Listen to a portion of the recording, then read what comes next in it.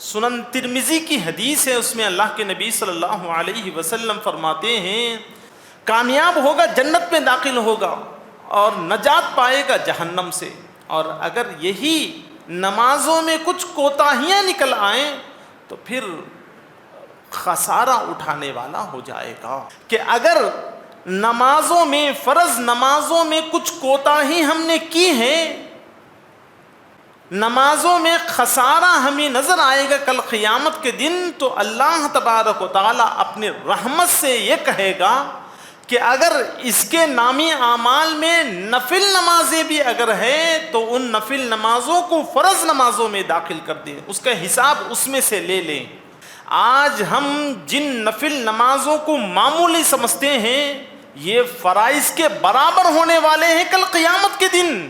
جمعہ کو دیکھیے آپ، جیسے ہی اذان ہوگی امام ممبر پر کھڑے ہوگا تو چند افراد تقریباً مسجد کا صرف ربع حصہ پر ہو جاتا ہے، پو حصہ بھر جاتا ہے، ابھی پونا حصہ باقی ہے۔ آتے آتے آتے جیسے نماز کو کھڑے ہونے کا وقت آتا ہے تو مسجد بھر جاتی ہے، جیسے ہی سلام پھیر دیا اور نکل گئے مسجد سے۔ نہ سنت کی کوئی پابندی ہے، نہ کوئی نفل کا لحاظ ہے، جیسے ہی سلام پھیر دیا اور فوراً نکل کر چلے گئے۔ اللہ تبارک و تعالیٰ کل قیامت کے دن یہی نفل نمازوں کا بھی جو ہے حساب لے گا، اس وقت کیا جواب دیں گے ہم؟ وعن ابی ہریرہ رضی اللہ تعالی عنہ قال قال رسول اللہ صلی اللہ علیہ وسلم ان اللہ قال ما يزال عبدی یتقرب الی حتی احببتہ۔ اللہ تبارک و تعالیٰ کہتا ہے اگر بندہ نفل نمازوں کے ذریعے میرا تقرب حاصل کرتا ہے، مجھے راضی کرنے کے لیے نفل نمازوں کی پابندی اگر کرتا ہے تو میں اس سے محبت کرنے لگ جاتا ہوں۔ آپ اندازہ لگاؤ کہ اگر اس شہر کے ایک بڑے مالدار یا اس شہر کے بڑے سیاستدان سے اگر ہماری پہچانت ہے تو ہم شان سے کہتے ہیں کہ اس سے ہماری بات چیت ہوتی ہے، روزانہ 1-2 مرتبہ ملن ہمارا ان کا ہوتا ہے، یہ کہتے ہیں۔ اگر اللہ ہم سے محبت کرنے لگ جائے تو اب کیا بات ہوگی؟ ان الحمد للہ نحمده ونستعینه ونستغفره ونؤمن به ونتوکل علیہ ونعوذ باللہ من شرور انفسنا ومن سیئات اعمالنا من يهده الله فلا مضل له ومن يضلله فلا هادي له وأشهد أن لا إله إلا الله وحده لا شريك له وأشهد أن محمدًا عبده ورسوله أما بعد فإن خير الحديث كتاب الله وخير الهدي هدي محمد صلى الله عليه وسلم وشر الأمور محدثاتها وكل محدثة بدعة وكل بدعة ضلالة وكل ضلالة في النار فأعوذ بالله من الشيطان الرجيم بسم الله الرحمن الرحيم يا أيها الذين آمنوا اتقوا الله حق تقاته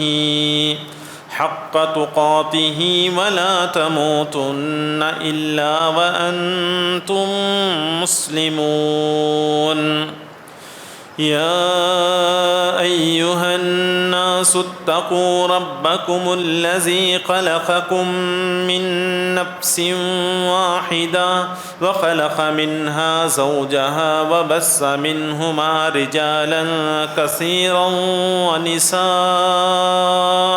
واتقوا الله الذي تساءلون به والأرحام إن الله كان عليكم رقيبا يا أيها الذين آمنوا اتقوا الله وقولوا قولا سديدا يصلح لكم أعمالكم ويغفر لكم ذنوبكم ومن يطع الله ورسوله فقد فاز فوزا عظيما وقال الله تعالى في موضع آخر تتجافى جنوبهم عن المضاجع يدعون ربهم خوفا وطمعا ومما رزقناهم ينفقون وقال النبي صلى الله عليه وسلم وعن ابي هريرة رضي الله تعالى عنه قال سمعت رسول الله صلى الله عليه وسلم يقول ان اول ما يحاسب به العبد يوم القيامة من عمله الصلاة اذا صلحت قد افلح وانجح واذا فسدت فقد خواب خسر رواہ الترمذی۔ ہر قسم کی تعریف و توصیف، بڑائی، بزرگی، عزت و جلال، حمد و ثنا اسی اللہ وحدہ لا شریک لہ کے لیے لائق و زیبا ہے، جو ارحم الراحمین ہے، احکم الحاکمین ہے، رب السماوات والارض ہے، سارے جہانوں کا خالق ہے، مالک ہے، رازق ہے، اس جیسا اس کے برابر کوئی نہیں ہے، وہ اکیلا ہے، ہر کام اس کا خیر سے پر بپر ہوتا ہے۔ اس مختصر سی حمد کے بعد ان گنت لاکھوں کروڑوں درود و سلام ہوجیو پیارے نبی صلی اللہ علیہ وسلم پر اور ان کے آل، اصحاب اور متبعین پر، جنہیں اللہ جل جلالہ عم نوالہ نے نبی آخر الزماں امام الانبیاء رحمت للعالمین بنا کر بھیجا۔ برادران اسلام، پردہ نشین خواتین اسلام، خطبہ مسنونہ کے بعد آپ حضرات کے سامنے سورہ سجدہ کی ایک آیت اور ترمذی حدیث کی ایک مختصر سی جامع حدیث میں آپ کے سامنے پیش کیا ہوں۔ اسی کے ضمن میں کچھ باتیں میں آپ کے سامنے رکھ کر اپنی بات کو ختم کیے دیتا ہوں۔ آج کے جمعہ کا خطبے کا عنوان ہے نفل نمازوں کی اہمیت۔ برادران اسلام، ہم مسلمانوں کے اندر سب سے بڑی منحوس بات یہ ہے کہ ہم پہلے نماز کی پابندی نہیں کرتے، کیونکہ ہم لوگ اگر اندازہ لگائیں جمعہ کے دن ہر مسجد کھچا کھچ بھر جاتی ہے، اسی جمعہ کے دن جمعہ کے نماز کے بعد عصر کی نماز کو اگر دیکھیں تو صفیں بالکل خالی خالی، مسجدیں تقریباً ویران سی نظر آتی ہیں۔ سب سے پہلے ہم مسلمانوں کی منحوس بات یہ ہے کہ نماز کی پابندی نہیں کرتے۔ اگر پھر اس پر دیکھا جائے تو ہم مسلمانوں میں، اور وہ بھی جو نماز پڑھتے ہیں، ان میں نفل نمازوں کی اہمیت نہیں ہے۔ نفل نمازوں کی اہمیت ہمیں معلوم ہونا چاہیے۔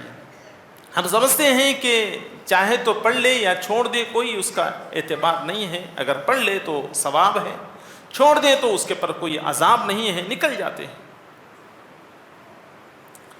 خطبہ مسنونہ کے بعد جو حدیث آپ کے سامنے پیش کی گئی ہے، سنن ترمذی کی حدیث ہے، اس میں اللہ کے نبی صلی اللہ علیہ وسلم فرماتے ہیں ان اول ما يحاسب به العبد يوم القیامت من عمله الصلاۃ۔ قیامت کے دن اللہ تبارک و تعالی ہر بندے سے سوال کرے گا، یہ تو نے کیوں کیا اور یہ تو نے کیوں نہیں کیا. اس وقت تک ہمارے قدم ہل بھی نہیں سکیں گے. ہم اگر اس وقت جھوٹ بولیں گے تو ہمارے ہاتھ بات کریں گے, ہمارے پیر گواہی دیں گے. سب سے پہلے نماز کا اللہ تبارک و تعالی حساب لے گا, اور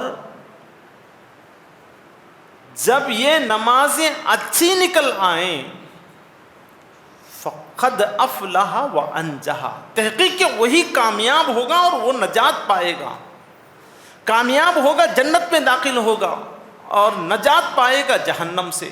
اور اگر یہی نمازوں میں کچھ کوتاہیاں نکل آئیں تو پھر خسارہ اٹھانے والا ہو جائے گا. اس کے بعد اللہ کے نبی صلی اللہ علیہ وسلم فرماتے ہیں, اللہ تبارک و تعالیٰ کی رحمت دیکھیے ہمارے اوپر, کہ اگر نمازوں میں, فرض نمازوں میں کچھ کوتاہی ہم نے کی ہے, نمازوں میں خسارہ ہمیں نظر آئے گا کل قیامت کے دن, تو اللہ تبارک و تعالیٰ اپنی رحمت سے یہ کہے گا کہ اگر اس کے نامی اعمال میں نفل نمازیں بھی اگر ہیں تو ان نفل نمازوں کو فرض نمازوں میں داخل کر دیں, اس کا حساب اس میں سے لے لیں. یہ کوئی معمولی بات نہیں ہے. آج ہم جن نفل نمازوں کو معمولی سمجھتے ہیں یہ فرائض کے برابر ہونے والے ہیں کل قیامت کے دن. کیا کوئی شخص یہ کہہ سکتا ہے کہ میں چاہے تو نفل نمازیں پڑھوں یا چھوڑوں, اس کا میرا کوئی اپنی مرضی کی بات ہے؟ تو کیا اس کے پاس اس کی زندگی کے مکمل فرض نمازیں ہیں؟ ہر رکعت کے بارے میں اللہ تبارک و تعالیٰ کو حساب دے سکتا ہے کہ اس نے پیدا ہونے کے بعد یا جو ہے اس نے ہوش سنبھالنے کے بعد سے لے کر مرنے تک اس نے پابندی سے فرائض کی ادائیگی کی ہے؟ کیا کوئی یہ کہہ سکتا ہے کہ میں اللہ کو اپنے فرض نمازوں کا حساب دے سکتا ہوں؟ اگر کوئی یہ کہہ سکتا ہے تو پھر اس کی مرضی ہے, وہ چاہے تو نفل نماز پڑھے یا نہ پڑھے. برادران اسلام, ہم لوگ نفل نمازوں کو معمولی سمجھتے ہیں. نفل نمازوں کی ادائیگی سے اللہ تبارک و تعالی حج مبرور کا ثواب عطا کرتا ہے. نفل نمازوں کی ادائیگی کے ذریعے سے جنت میں امن کے ساتھ داخل ہونے کا ذریعہ بن سکتا ہے. نفل نمازوں کی ادائیگی سے گھر میں برکت کا سبب بن سکتا ہے.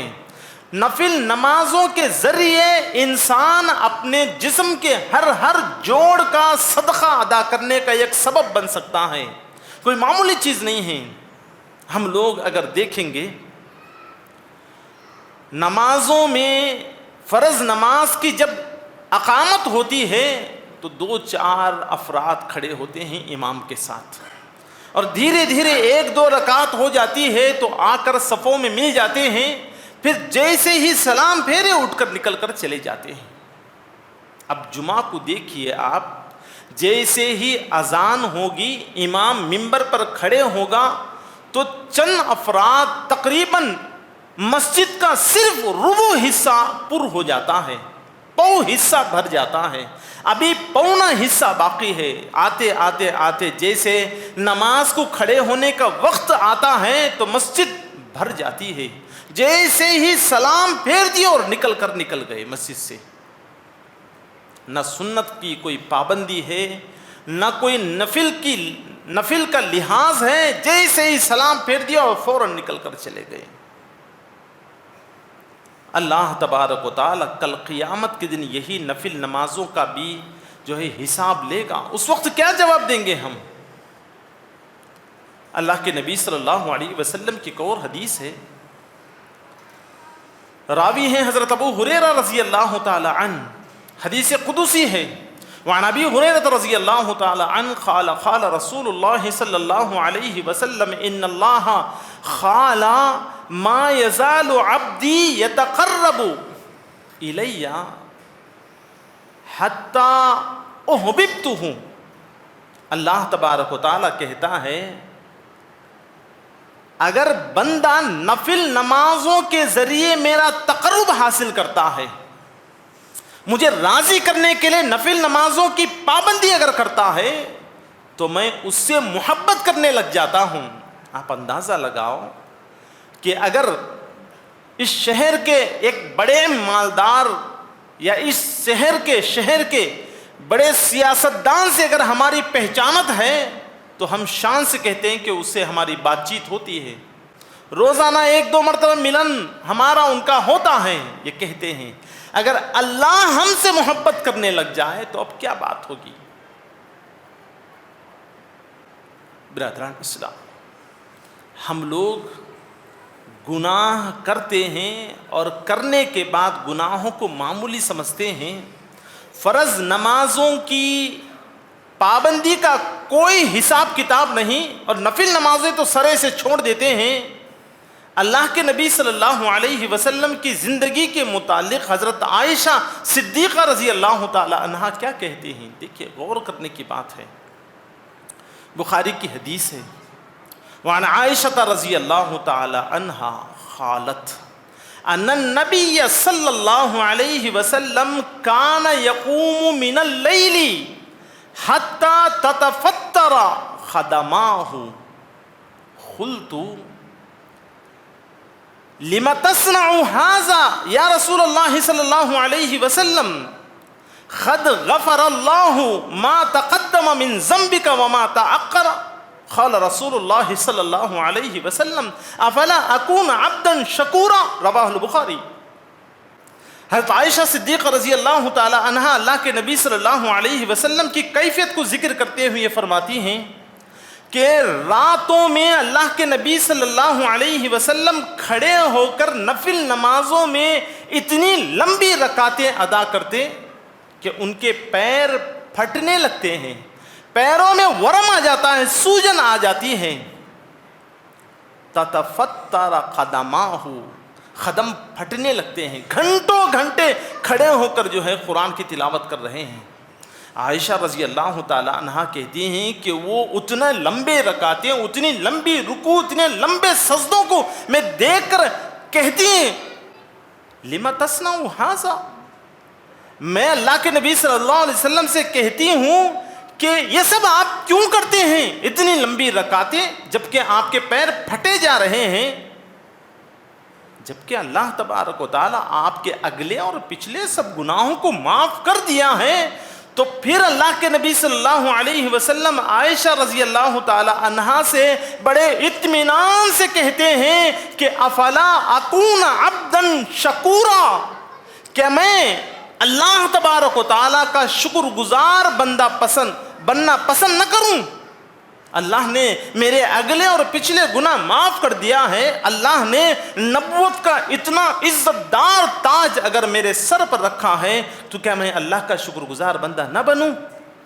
اللہ کی شکر گزاری میں آپ صلی اللہ علیہ وسلم فرض کی بات الگ یا نفل کی بات، راتوں میں کھڑے ہونے کی بات، اللہ کے نبی صلی اللہ علیہ وسلم کہتے ہیں کہ میں اللہ کی شکر گزاری میں کھڑے ہو کر جو ہے نماز ادا کرتا ہوں۔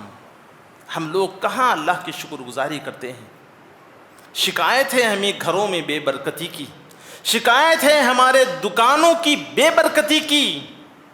ہم دنیا بھر کے لوگوں کو جو جانکاری رکھنے والا ہو نہ ہو، تجربہ رکھنے والا ہو نہ ہو، اس کے سامنے جا کر شکایت کرتے ہیں کہ میرا دکان چل نہیں رہا ہے، گھر میں بہت دنوں سے بے برکتی چل رہی ہے، اس کا کیا مسئلہ ہے، اس کا حل کیا ہے، یہ ہم پوچھتے ہیں۔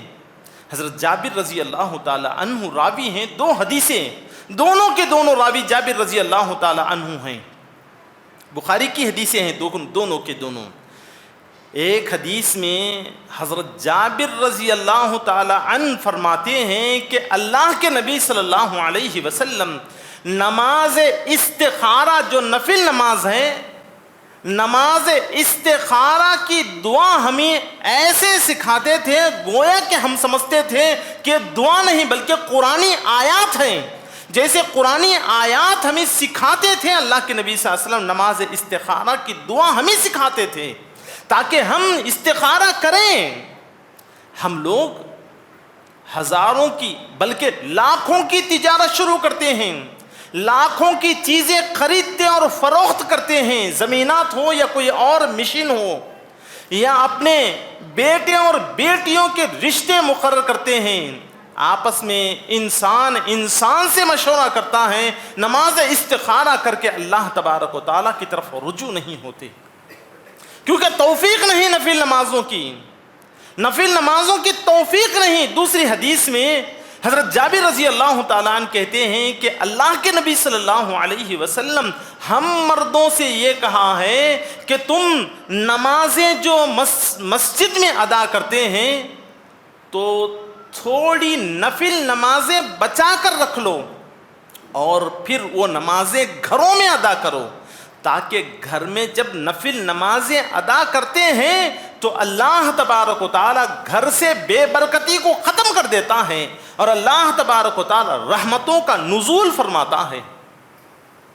آج ہمارے گھر کے ماحول یہ ہیں کہ مرد نہ باہر مساجد میں نماز پڑھتے ہیں، عورتیں نہ گھر کے اندر نماز کی پابندی کرتے ہیں، گویا کہ نماز نہ پڑھ کر کے اپنے گھروں کو قبرستان بنا کر چھوڑ دیے ہیں۔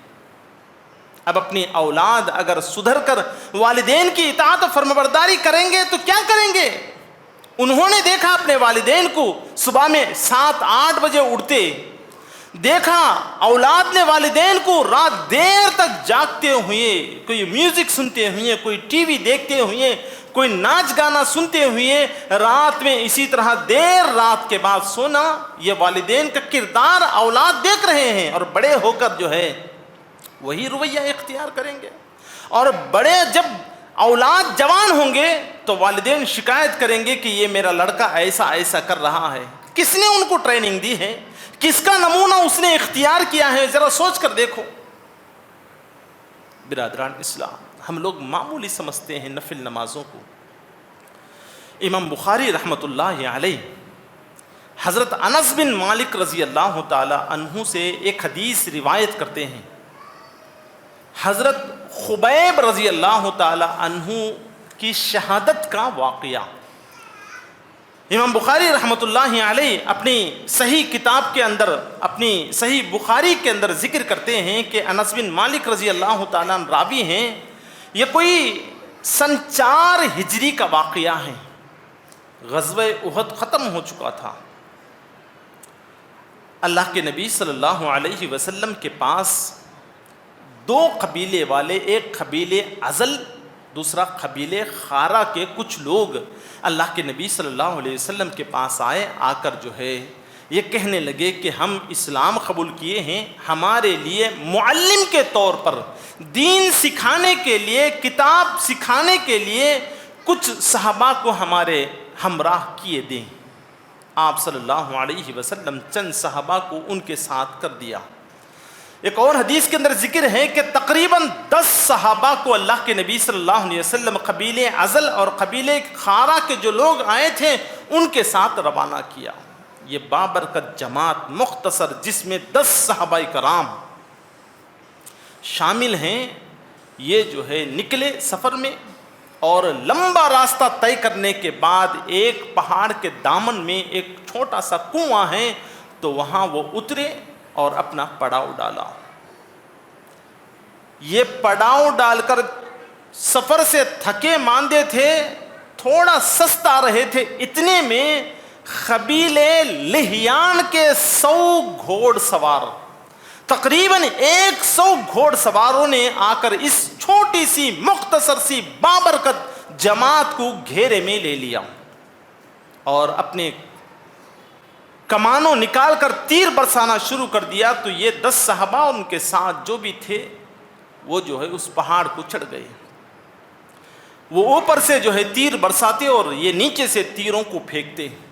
تھوڑی دیر تک یہ معاملہ چلتا رہا۔ انس بن مالک رضی اللہ تعالی عنہ کہتے ہیں کہ انہی حالات میں 7 صحابہ پہاڑ کے اوپر شہید ہو گئے، تیر لگ کر، بچے 3 صحابہ۔ نیچے سے بار بار دشمن آواز دے رہا ہے کہ اگر تم نیچے اتر کر آؤ تو ہم تمہیں امن دیں گے، اور اوپر جو صحابہ اکرام ہیں وہ مانتے نہیں کہ ہمیں تم قتل کرو گے، لہٰذا ہم نیچے نہیں اتریں گے۔ آخر کار 3 ساتھی جب بچے تو تینوں نے اترے۔ جیسے ہی تینوں صحابہ اترے تو یہ دشمن قریب آ کر ان کے ہاتھ پیر باندھ کر ان کو جو ہے غلام بنا لیا۔ ایک صحابی کہنے لگے کہ آپ نے امن دینے کا وعدہ کیا تھا، میں یہاں سے غلام کی حیثیت سے نہیں آؤں گا۔ انہوں نے وہیں پر اس صحابی کو قتل کر دیا۔ 2 صحابہ بچے تھے، دونوں میں سے ایک خبیب رضی اللہ تعالی عنہ، حضرت خبیب رضی اللہ تعالی عنہ جنگ بدر میں جو 2 ہجری میں جنگ ہوئی تھی، اس جنگ میں مکے کے بڑے سرداروں کو قتل کیا تھا۔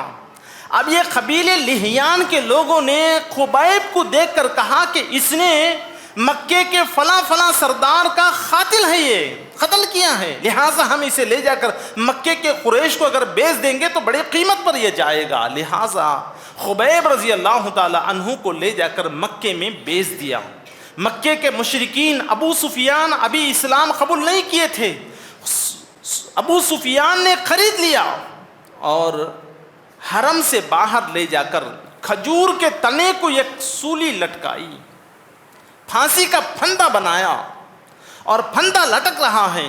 خبیب رضی اللہ تعالی عنہ کو پھندے کے سامنے لے جا کر کھڑا کیا۔ ابھی پھانسی ہونے والی تھی، جان نکلنے والی تھی۔ خبیب رضی اللہ تعالی عنہ ان مشرکین سے کہتے ہیں کہ اگر آپ مناسب سمجھو تو مجھے 2 رکعت نفل نماز ادا کرنے کی مہلت دو۔ آپ اندازہ لگائیں، جان جا رہی ہے، چند لمحات باقی ہیں، سانس ختم ہونے والی ہے، کوئی مدد کرنے والا نہیں ہے، یہ طے ہے کہ اب یہ لوگ مجھے قتل کر کے ہی چھوڑیں گے۔ ایسی حالت میں 2 رکعت نفل نماز پڑھنے کی دشمنوں سے اجازت طلب کرتے ہیں۔ ہمارا ماحول یہاں یہ ہے، ہماری حالت یہاں یہ ہے کہ مسجد میں ٹھنڈی سی ہوا آ رہی ہے، فیان چل رہے ہیں، سکون کی جگہ ہے، جیسے ہی سلام پھیرے اٹھ کر نکل گئے۔ کیوں اتنی جان جا رہی ہے؟ نفل نمازوں کی کوئی پابندی کرنا ضروری نہیں ہے، کوئی ہمیں پاس و لحاظ ہے کہ نہیں ہے؟ کل قیامت کے دن اللہ تبارک و تعالیٰ کو اپنی عمر کے بارے میں، اپنی جوانی کے بارے میں، اپنے وقت کے بارے میں حساب دینا ہے۔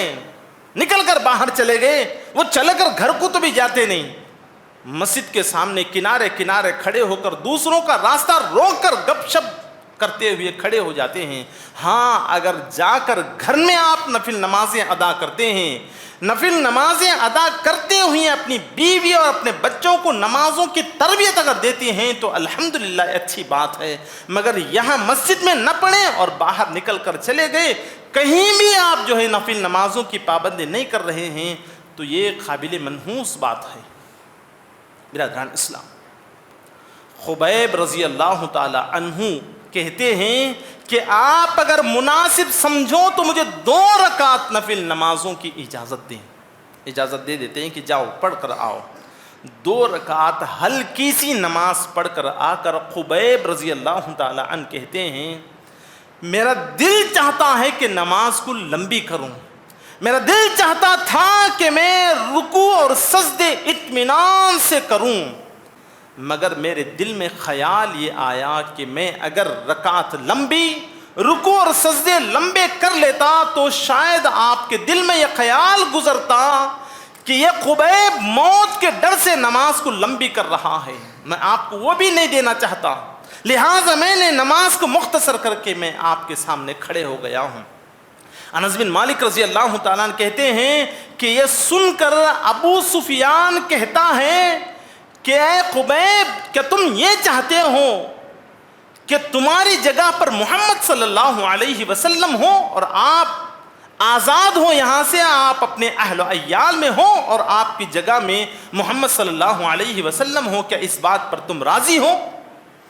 تو خبیب رضی اللہ تعالیٰ عنہ کہتے ہیں کہ میں آزاد اپنے اہل و عیال میں رہوں، اللہ کے نبی تختہ دار پر رہے، مجھے تو یہ بھی گوارا نہیں کہ اللہ کے نبی صلی اللہ علیہ وسلم اپنے اہل و عیال میں رہے، تختہ دار پر نہیں، اہل و عیال میں رہے اور میں اپنے اہل و عیال میں رہوں اور آپ کو کانٹا بھی چبھے، مجھے یہ گوارا نہیں۔ آپ تو تختہ دار پر لانے کی بات کر رہے ہیں۔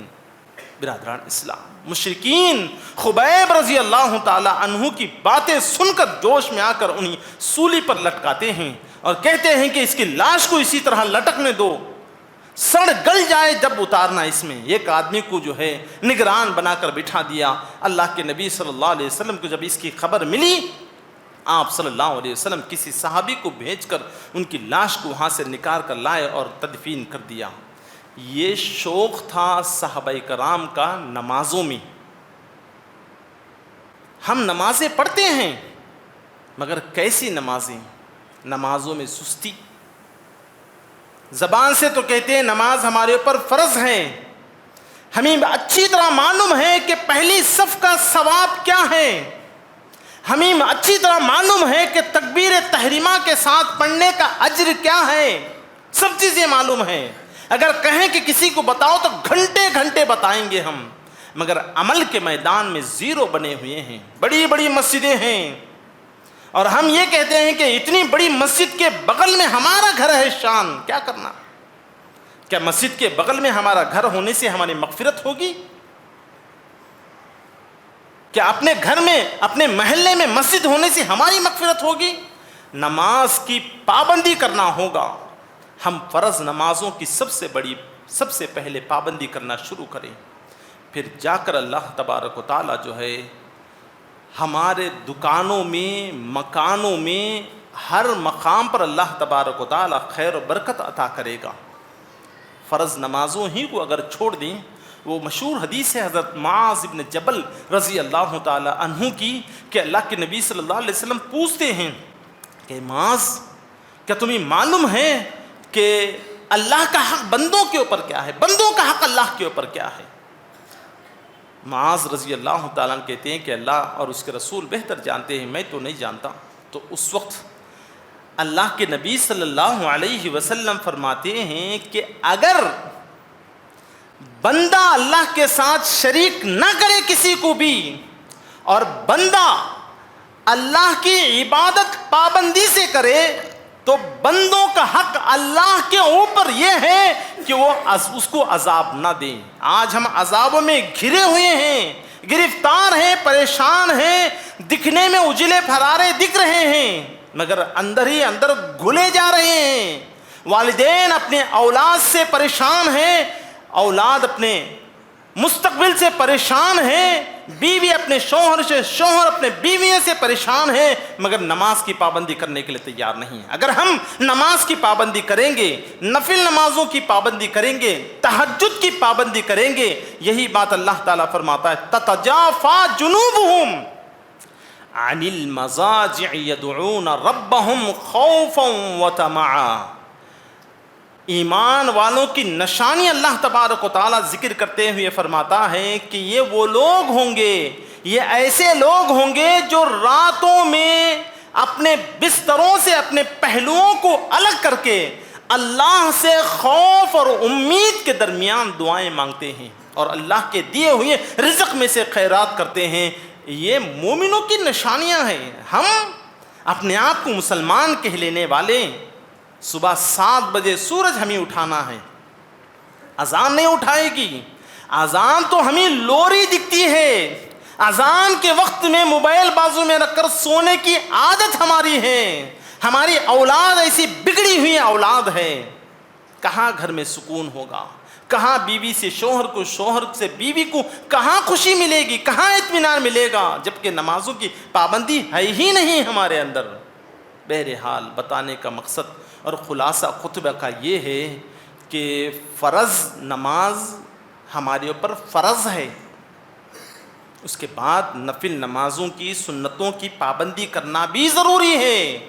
اور اگر یہ کر لیں گے تو فرض نمازوں کے اندر کوتاہیاں اگر کچھ ہو جائیں ہمارے، تو اللہ تبارک و تعالیٰ ان نوافل کو اس میں بھرتی کر کے اللہ تبارک و تعالیٰ ہمارا حساب آسان کرے گا، ورنہ اللہ کے یہاں پکڑے جائیں گے، قدم نہیں ہلیں گے.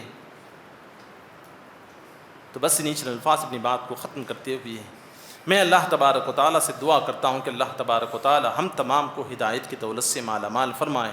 اللہ تبارک و تعالیٰ ہم تمام کو اے اللہ کامل ایمان والے بن کر اسلام میں پورے کے پورے داخل ہو کر نمازوں کی پابندی کرتے ہوئے اپنی زندگی گزارنے کے اللہ ہمیں توفیق عطا فرما۔ اے اللہ کبھی مومن کبھی کافر کی طرح بننے سے ہماری حفاظت فرما، کبھی اسلام میں اور کبھی غیر اسلام میں داخل ہونے سے اللہ ہماری حفاظت فرما۔ اے اللہ فرائض کے ساتھ سنن اور نوافل کی بھی پابندی کرنے کے اللہ ہمیں توفیق عطا فرما۔ اے اللہ کسی بھی نماز کو معمولی سمجھنے سے اللہ ہماری حفاظت فرما۔ اے اللہ کسی بھی نیکی کو معمولی سمجھنے سے اللہ ہماری حفاظت فرما۔ اے اللہ ہمارے گھروں میں، دکانوں میں، مکانوں میں، تجارتوں میں، اناج میں، کھیتوں میں، کھلیان میں اللہ خیر و برکت عطا فرما۔ بارک اللہ لنا ولکم فی القرآن العظیم ونفعنا وإیاکم بالآیات والذکر الحکیم انہ تعالی جواد کلیم ملیک بر رؤوف رب حلیم۔